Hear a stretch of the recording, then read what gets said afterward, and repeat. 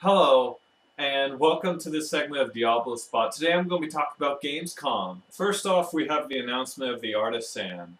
And so there are a group of artisans that will follow your character throughout Diablo 3. Only one of them has been announced so far, and that's the blacksmith. And what the blacksmith can do is socket items, which means that, which brings the question of, well, how's the socketing administered? Is it randomly done, or is it you only get this certain amount on this certain item?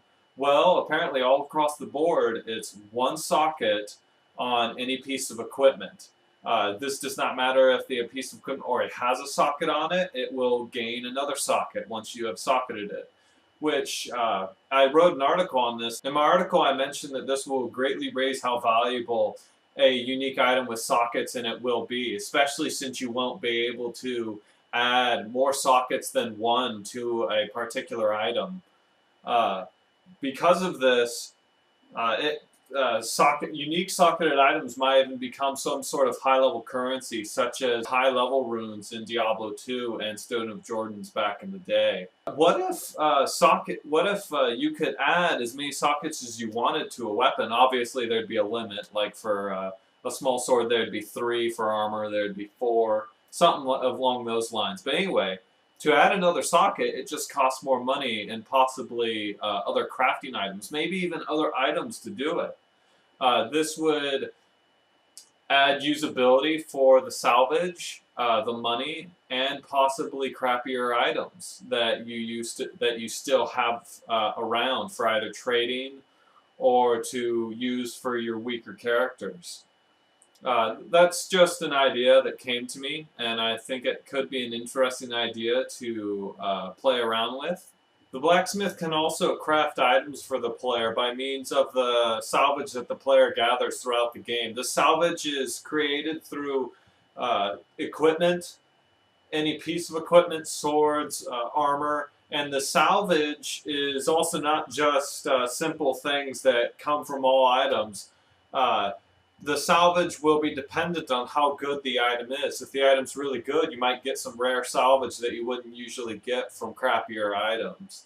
This will add a dynamic between having to choose whether to salvage an item, sell the item, or actually use it. Obviously, you'd more likely use it if that was the choice, but along the lines of wanting to make money or salvaging a piece of equipment, it will add a strategy to how you decide to carry items. They showed some of the crafting recipes in the Gamescom video, that these crafting recipes could also have a random counter for how many sockets are in that item.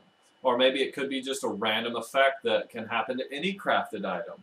Other artisans have not been announced, but you can guess that one of them will sell some sort of scrolls to you, possibly potions. Another might even do something random that we don't know about yet. There might even be a respec artisan. It all depends.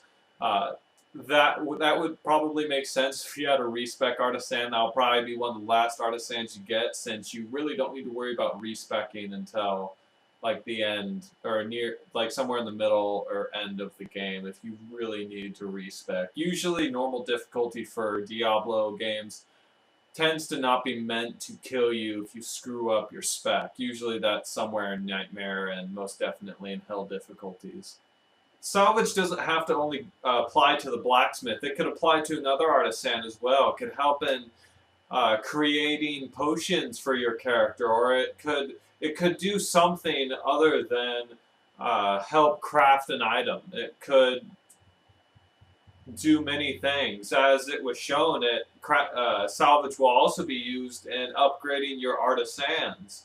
So that alone says that you'll be using salvage in other things than just on your crafting items. Money seems to be having a much larger role in Diablo 3 than in Diablo 2. In Diablo 2, the only thing you really used gold for was to repair your equipment in the end, because buying items from the stores or from the people or merchants wasn't all that worthwhile, except for in the beginning of the game. This is very beginning though, like maybe after level 20, you're probably not buying stuff from stores, or at least I didn't, because usually I just found stuff on the ground that was worth more than anything that the stores could ever sell me. All the artisans will more than likely have a specialty. That artisan will be the only one who can do that thing that you need them to do. This will add a dynamic to the game because you won't be able to get that ability until you find that artisan. So it's kind of like Deckard Cain in Diablo 2, where you had to keep buying identify scrolls in order to identify stuff until you found Deckard Cain. And then Deckard Cain would automatically identify stuff for you for free.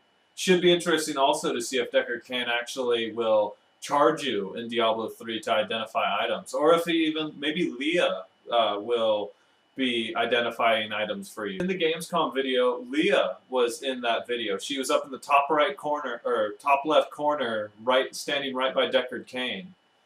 Or at least that's what it looks like. It looked like Leah. An interesting thing, though, I did not know this, but Jay Wilson mentioned that Leah will, at some points in the game, be a companion, meaning that she'll follow you around and help you out. She'll also be a quest giver throughout the storyline. So I'm guessing that she is going to be following you throughout the entire storyline. And I'm not too sure about Deckard Cain. He's getting really old, so maybe Leah will take his part in the rest of the storyline of Diablo 3. Maybe Deckard Cain is only in the beginning of Diablo 3. He's just in New Tristram. New Tristram seemed pretty small on that minimap. I mean, it looked like a really small town.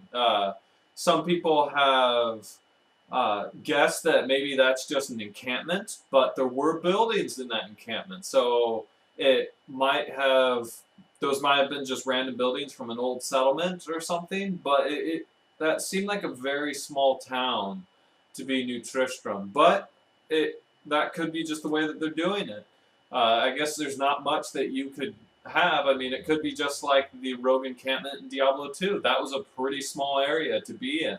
Jay Wilson mentioned that you will be able to use color dyes on your character's equipment, and apparently right now there are 15 color dyes. I don't know what the colors are specifically, but 15 colors, that's quite a bit, especially if you can color each piece of armor. So you could be a rainbow barbarian if you wanted to, I suppose. So this is the end of this segment of DiabloSpot. I'm Halogen, and I thank you for watching.